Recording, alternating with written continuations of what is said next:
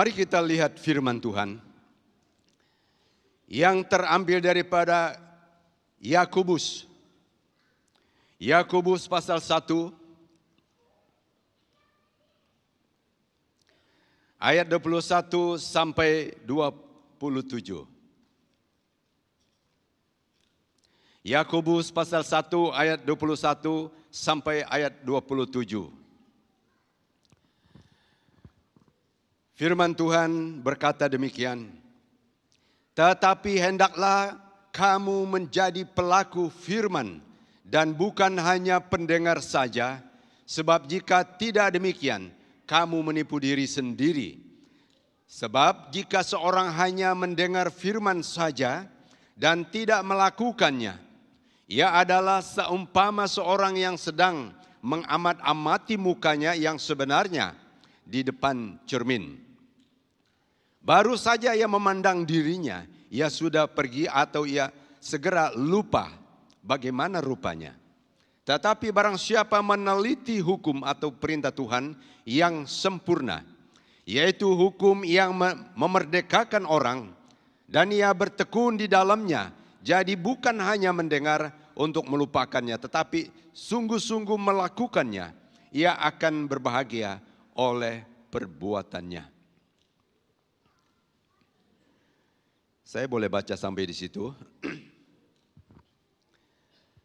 Saudara yang kami kasihi, pada hari ini kita lihat teks bacaan firman Tuhan ini merupakan satu hal yang luar biasa dalam hidup kita sebagai orang percaya Tuhan. Saya singkatkan satu tema yang boleh membawa kita melihat bahwa perbuatan baik adalah bukti dari iman. Daripada gabungan ayat itu, kita melihat bahwa ada yang mendengar firman Tuhan, tetapi tidak melakukannya. Itu lain sisi. Tetapi ada satu lagi, yang mendengar firman Tuhan, lalu melakukannya. Setelah mendengar, lalu melakukannya. Itu berarti, sudah dia beriman, lalu perbuatan baik itu adalah bukti daripada dia beriman. Ini memperlihatkan kepada kita bahwa iman dan perbuatan keduanya adalah bagian rencana Allah untuk orang yang percaya Tuhan. Bahwa kadang-kadang kita keliru dengan pikiran kita. Ada orang yang berkata bahwa dia beragama Kristen. Itu hanya soal kepercayaan saja katanya, tidak menyangkut tindakan harian gerak-geriknya di luar. Ada juga yang berpendapat bahwa saya percaya Yesus dan menjadi orang Kristen, walaupun saya sedang berbuat dosa, tapi sudah menjadi Kristen. Ini. Ada juga yang berpendapat, saya mematuhi semua peraturan Tuhan, hukum Tuhan, jadi saya orang Kristen lah ini. Kepercayaan saya tidak menjadi persoalan. Kadang-kadang kita keliru. Tetapi yang kita mau hari ini bahwa perbuatan baik, tingkah laku ini adalah bukti dari seorang itu beriman.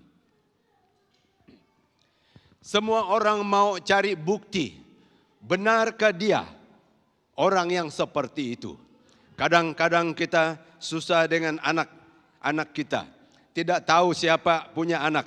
Lalu dokter cek dia punya DNA itu, ternyata dia adalah ada pertalian darah dengan orang itu. Orang akan kenal dengan bukti-bukti. Pada tahun 87 ada Kementerian Kesehatan di Belaga, waktu kita di Belaga. Ini Pastor Jok ada di sini, mereka student kita masa itu. Istri saya dan istri Pak Jok adalah student saya cigu mereka. Kami diminta supaya hadir di Pekan Belaga. Ada Kementerian Kesehatan dari Kuching datang. Mereka mempamerkan jenis-jenis minuman. Yang saya ingat itu adalah teh. Teh mana yang palsu, yang mana yang asli. Lalu yang saya ingat, celupkan teh itu dalam cawan yang air panas katanya. Kalau dia sekejap airnya berubah menjadi ada warna, itu bukan asli. Tetapi yang asli itu lama dia direndam, lalu keluar dia punya warna itu. Itu yang asli katanya. Saya kurang tahu karena kesehatan yang bilang begitu. Kalau dia bohong, bohonglah saya nih. Itu kata orang. Saya sendiri tidak tahu tentang itu. Tapi saya ini suka minum teh. Kadang-kadang ada orang kurangkan teh kamu dengan kopi. Itu yang saya mau setiap hari. Orang mau bukti. Bagaimana kita kenal orang itu beriman kalau tidak nampak bukti? Saya akan bawa kita baca dalam Galatia. Yang pertama di sini adalah perilaku yang baik tidak dapat menyelamatkan kita. Galatia 2, kita pindah ke Galatia pasal 2. Galatia pasal 2 ayat 16. Ada di sini, ya. Lebih baik lagi saya baca. Ayat 16, dia berkata, kamu tahu bahwa tidak seorang pun yang dibenarkan oleh karena melakukan hukum Taurat, tetapi hanya oleh karena iman dalam Kristus Yesus. Sebab itu kami pun telah percaya kepada Kristus Yesus, supaya kami dibenarkan oleh karena iman dalam Kristus. Dan bukan oleh karena melakukan hukum Taurat, sebab tidak ada seorang pun yang dibenarkan oleh karena melakukan hukum Taurat. Maksudnya di sini, ada orang dalam dunia ini termasuk ajaran-ajaran. Dia berusaha untuk melakukan perbuatan baik. Ada yang bilang sampai di hadapan Allah lalu ditimbang. Ada dacin. Kalau perbuatan baiknya lebih banyak, dia boleh selamat. Firman Tuhan kata, tidak ada yang selamat karena perbuatan baik. Ini hanya anugerah Allah. Saya akan membawa kita melihat tentang sejarah seorang kaya, orang muda yang kaya dalam Markus 10 ayat 21. Markus 10 ayat 21. Saya harap kita kenal dengan cerita ini. Waktu orang datang kepada Yesus, semua orang, lalu termasuk seorang kaya, orang muda yang kaya raya. Saya tengok dalam terjemahan lain, kalau kaya itu belum berat lagi. Kalau kaya raya, oh ini hebat ini. Dikatakan datang kepada Yesus, dia berkata, apa yang kurang pada saya? Saya sudah ikut ini, saya sudah ikut ini. Yesus soal dia, ada 10 hukum, sudah lulus semua. Dari kecil lagi. Lalu Yesus bilang, hanya ada satu kekuranganmu. Dia sangat penting diri, egois, bahwa dia membenarkan dia ikut peraturan 10 hukum itu dari kecil sampai dia kaya raya ini. Kata Yesus kepadanya, bahwa hanya ada satu kekuranganmu. Kekurangan ini, satu ini sebenarnya ada terbagi atas 2 bagian ini. Yang satu dia harus bertobat daripada penting dirinya, rasa bangganya dengan keadaan dia. Dia kata di sini, pergilah, juallah, berikanlah itu kepada orang lain. Lalu yang kedua di sini, dia harus percaya Yesus, datanglah ikut aku. Ini kalimat penting di dalam ayat-ayat ini. Dalam hidup ini, keberadaan kita rasa mampu, kita rasa bolehlah semuanya. Apalagi kalau orang itu dibesarkan dalam keluarga Kristen, SIB atau BM atau apapun denominasi. Kita bangga bahwa kita adalah anak orang yang percaya kepada Tuhan. Saya bilang dengan anak saya, jangan kamu bangga karena kamu adalah seorang anak pastor. Tidak menjamin. Jangan kamu bangga bahwa kamu adalah anak ini penatuanan. Ya, kira-kira begitulah. Kadang-kadang kita salah pikir. Orang kaya itu bilang, sudah semuanya Tuan. Rabi dia bilang, sudah dari kecil saya semua, lulus semua. Yang 10 hukum itu saya sudah. Lalu dia bilang, satu yang kurang. Ada 2 perkara dalam satu itu. Dengan sebab itu, pergilah, juallah seluruh kekayaanmu, kemudian berilah kepada orang miskin. Itu yang sangat sulit bagi dia untuk lepaskan egoisnya itu, penting dirinya. Apa yang menjadi kebanggaan Anda dan saya dalam hidup kekristenan ini? Kadang-kadang susah kita lepas. Kalau Tuhan tuntut yang kita tidak mau lepas itu yang susah. Ada seorang cousin saya, dia bilang, "Pastor, saudara," karena dia cousin, dia sebut saudara, "sang anak, semua yang lain itu bolehlah saya bertobat," katanya. "Yang curi minyak di camp itu yang saya tidak boleh lepas." Aduh, dalam hati saya, bagaimanalah saudara saya ini. Yang lain itu boleh dia berhenti, katanya bertobat semuanya katanya. Satu hal yang dia tidak mau lepas adalah curi minyak di camp. Rupanya ada geng dia, ada tim dia, kongsi mereka. Saya bilang, "Kamu merasa itu dosa atau tidak?" "Saya tahu itu dosa." Dia tahu juga yang curi itu dosa. Dia tahu juga minum itu dosa. Dia tahu juga bergaduh itu dosa. Tetapi yang dosa ini satu, itu saja yang saya susah lepas katanya. Karena disitulah hidup saya. Hidup hanyalah karena mencuri. Saya bilang dengan dia, di ujung jalan kamu tahu apa yang menanti kamu? Apa itu? Dia, neraka lah di ujung itu. Tapi saya kurang tahu kalau dia berhenti atau tidak. Itu berapa tahun lalu itu, 5 tahun lalu. Ini pas ajan pun geleng pala dia dengar, karena dia yang bersoal dengan dia. Orang kaya ini suatu kebiasaan buruk, susah dia lepas. Firman Tuhan di sini, apa dia ujung cerita ini? Ujung cerita ini dia pulang dengan penuh kecewa, sebab dia tidak mau lepas daripada kekayaannya. Dia tidak sedia untuk memberi ini kepada orang lain yang memerlukan. Menunjukkan kepada kita, kalau Tuhan tuntut apa yang Anda mau, yang pertahankan, yang tetap dosa, yang membawa kamu tidak berkenan kepada Tuhan. Apakah mau hari ini lepas daripada ini? Perbuatan baik yang 10 hukum itu sudah lulus tetapi tidak dapat menyelamatkan. Yang perlu dia buat di sini, dia harus percaya kepada Yesus. Sudah jual katanya, kemudian datanglah ikut saya. Lepas dari dosa, lepas dari kebanggaan pribadi dan dosa ini, lalu datang kepada Yesus. Itu yang layak bagi Tuhan Yesus. Ini ya. Perkara yang menarik juga ini. Seluruh persoalan bahwa tidak seorang pun yang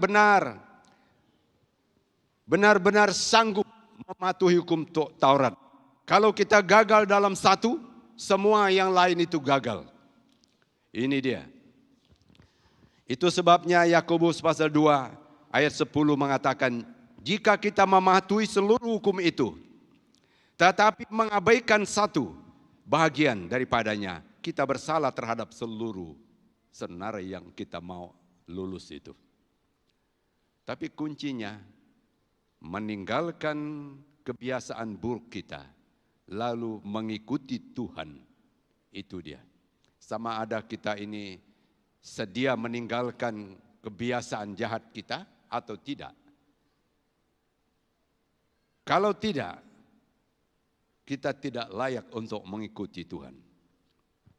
Perbuatan baik itu adalah satu bukti bahwa kita sudah beriman.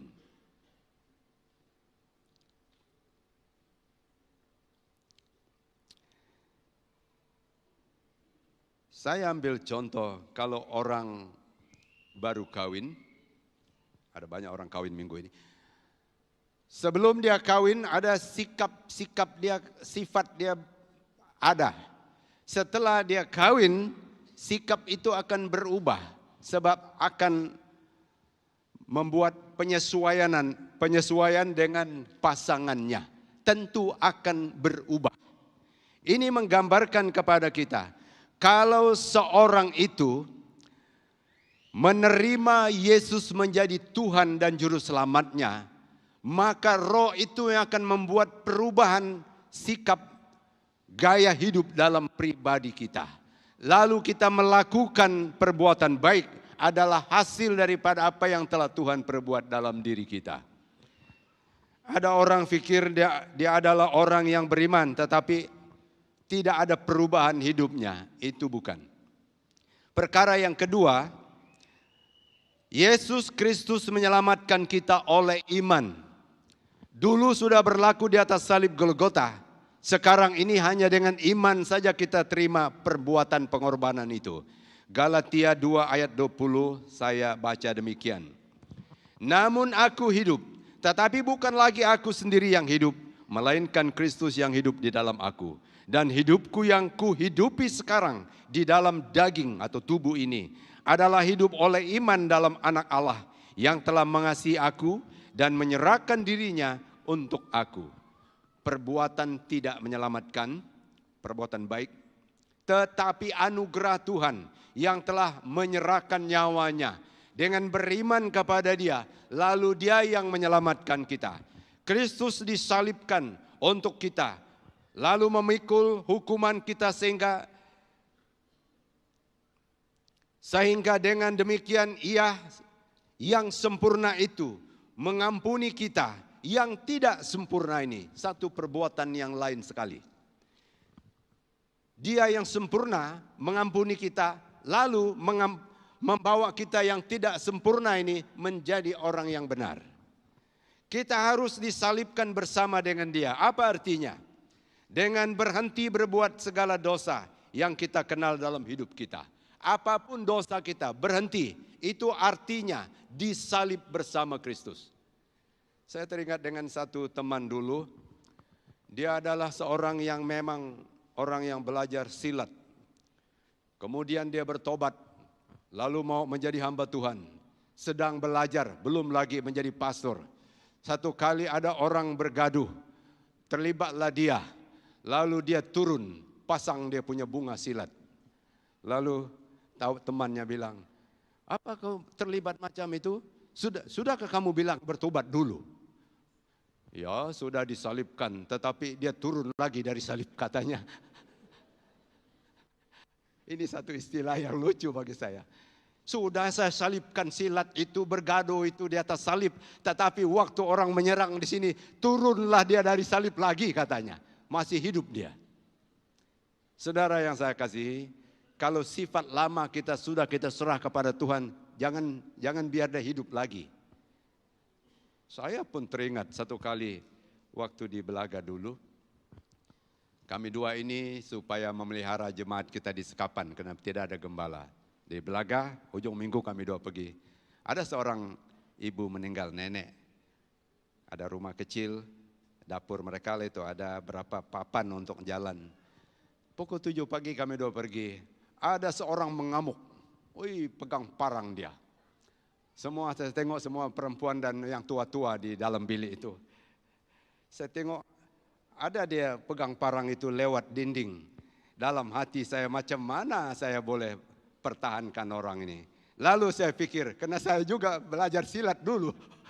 Mau datang dia. Tuhan Yesus kemudian yang guru saya Taman Eno nama dia. Dia yang datang.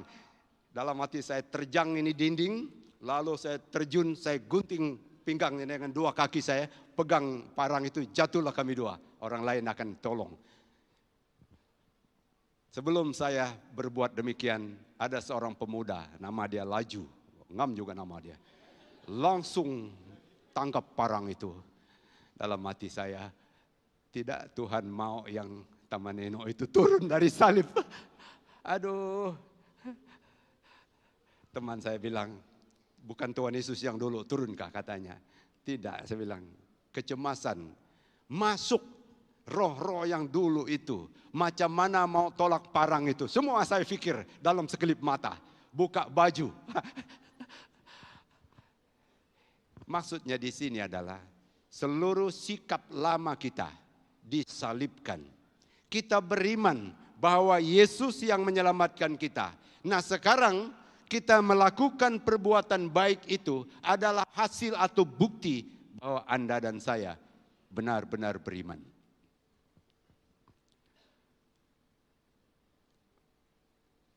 Perilaku baik adalah ujian iman. Dua-dua ini akan bertanding ini. Dalam Matius 8 ayat 5 sampai 13, perwira di Kapernaum. Perilaku baik adalah ujian iman. Perwira ini adalah seorang yang dihormati. Ada seorang hambanya yang sakit hampir mau mati. Dia mengutuskan orang lain kepada Yesus. Walaupun orang lain mendesak, bagus kamu sendiri yang jumpa Tuhan Yesus. Dia bilang bukan. Ada orang pesan supaya dia datang. Atau tak usah dia datang pun, suruh dia berkata saja, hamba saya akan sembuh. Apabila kita lihat dalam Matius 8 ayat 5 sampai 13 ini, sementara dia kirim pesan, Yesus mau pergi sebenarnya, ada hambanya ini sudah sembuh. Lalu dia kirim utusan lagi, tak usahlah menyusahkan Tuhanku. Katanya, tak usahlah datang, hamba itu sudah sembuh. Cukuplah dengan kata-kata. Berarti kuasa Yesus itu boleh menyembuh dari tempat jauh. Tidak terbatas. Pengalaman kita sebagai gembala ini, karena di daerah kita sebelah Belaga, sebelum kita menjadi Kristen semua, ada agama kafir, bunganlah semuanya. Yang dayung itu harus dia pergi, dia baca orang yang sakit itu. Apabila gembala datang, orang pun berpikir gembala itu harus datang, jama-jama yang sakit itu. Tapi rupanya mengajar kepada kita bahwa kuasa Yesus itu boleh melakukan kesembuhan itu dari jauh, tidak terbatas. Ini mengajar kepada kita supaya tidak tertipu dengan sama ada dia datang menjamah dia atau tidak jamah dia, tetap kuasa itu. Ada yang pikir begitu. Sudah ke gembala doa dia tadi? Sudah. Ada pegang-pegang dia? Mereka pikir kalau gembala pegang yang sakit itu besar kuasa daripada yang cakap dari jauh saja. Tidak, kuasa Tuhan itu dia yang punya. Ada yang kita jamah, pegang kepala dia, tumpang tangan, tapi bukan semuanya. Tidak ada perbedaannya. Saudara, saya simpulkan di sini, baik kepercayaan kita, iman kita, maupun tingkah laku kita, tidak dapat menyelamatkan orang atau diri kita sendiri. Hanya pekerjaan Kristus di atas salib yang dapat menyelamatkan semua orang. Anugerahnya lah itu yang menyelamatkan. Lalu peranan kita, saya dan Anda untuk hidup ini. Peranan kita adalah pertobatan itu penting pertama. Kemudian percaya kepada Dia, itu yang kedua. Yang ketiga, mengundang Dia masuk dalam hidup kita. Hasilnya kita akan berubah. Berubahlah kita setelah melakukan 3 perkara ini. Bertobat, percaya kepada Dia, mengundang Yesus masuk dalam hidup kita. Kita akan berubah. Perbuatan baik itu akan nampak setelah itu. Karena kita sudah berubah. Apabila kita berubah, semua orang akan heran. Ada apa yang mengubah orang itu? Orang tahu kita sebelumnya, tetapi setelah dijamah Tuhan kita berubah. Mari kita berdoa. Kami mengucap syukur kepadamu ya Tuhan. Oleh karena anugerah-Mu, kami melakukan tingkah laku sikap kami adalah hasil dari iman yang kuasa Tuhan telah merubah hidup kami dari dalam. Orang akan melihat perubahan berikutnya. Orang akan tertarik kepada Tuhan. Kami akan lepas daripada egois kami. Dan kami akan mengikuti Engkau layak kepadamu. Berkati seluruh jemaat-Mu hari ini. Supaya setiap orang mengikuti Tuhan. Datang kepadamu Tuhan. Dan dirubah Tuhan dalam seluruh kehidupan ini. Di dalam nama Yesus kami berdoa. Amin.